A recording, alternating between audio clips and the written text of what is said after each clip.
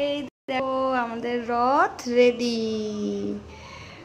দেখেছো কি সুন্দর সাজিয়েছি। পাপানের মাসি আর পাপানের দাদা মিলে সাজিয়ে দিয়েছে। এই দেখো রথে আবার গোপুও বসে আছে। আর এই যে জগন্নাথ, বলরাম, সুভদ্রা। আর পিছনের জগন্নাথটা আমাদের ঘরেই থাকে। আরেকবার দেখে নাও রথ এখন কিভাবে টানতে হবে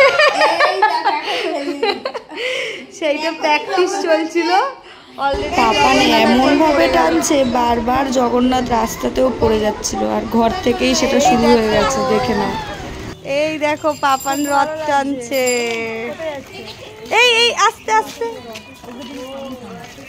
দেখেছো রথ টানছে দেখো।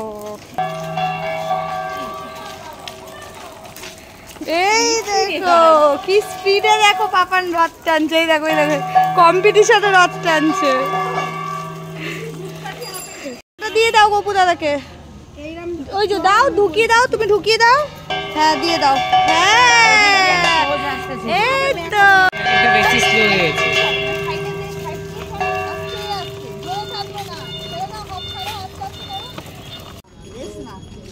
জগন্নাথ বারবার খালি পড়ে যাচ্ছে জানো তো। পাপান এত জোরে জোরে চালাচ্ছে, ওই জন্য জগন্নাথ পড়ে যাচ্ছে। আর সবাই জগন্নাথকে একবার একবার করে ঠিক করে বসাচ্ছে। গোপু কিন্তু একদম আটিসাটি হয়ে বসে রয়েছে। গোপু জানে ওর ভাই কি দুষ্টু, গোপু জানে, তাই জন্য গোপু বনবিটা খেয়ে বেরিয়েছে একবারে। এই দেখো, এই দেখো, এই দেখো টুইস্টটা দেখো। ধূপকাঠিটা কোথায়? ধূপকাঠি হচ্ছে রথ চালকের পিপির হাতে। চালকের সেফটি মেনটেনের জন্য এটা করা হয়েছে। দেখো আমরা আমাদের পাড়ার এখানে বড় রথও দেখতে পেয়ে গেছি।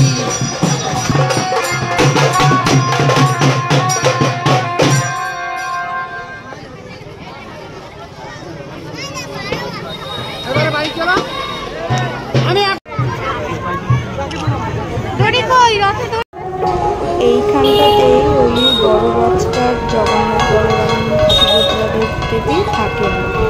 আর তারপরে আমরা যেখানে ওনাদের মাসির বাড়ি সেখানেও গিয়েছিলাম, গিয়ে দর্শন করেছিলাম। ওনাকে কীভাবে 3 বার পাঠ করে ঘুরিয়ে ঘরে ঢোকানো হয়েছিল সেগুলো দেখেছিলাম।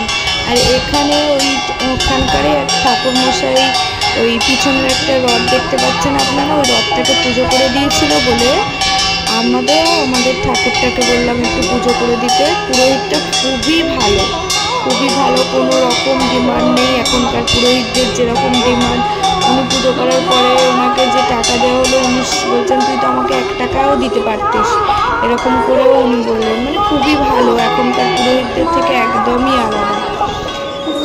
এগুলো সত্যি ভালো লাগে কিছু কিছু জায়গায়। এখনকার দিনে এমন হয়ে গেছে পুরোহিতরা, তারা নিজেদের ডিমান্ড নিয়েই আসে। এটা করেছি মানে এত টাকা, এটা করেছি মানে এত টাকা।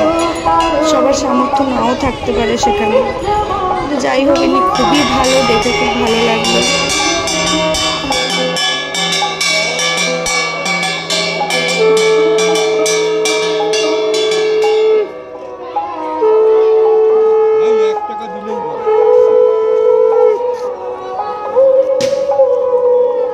এবার দেখো আমাদের জগন্নাথ, বলরাম, সুভদ্রা মাসির বাড়ি যাচ্ছে।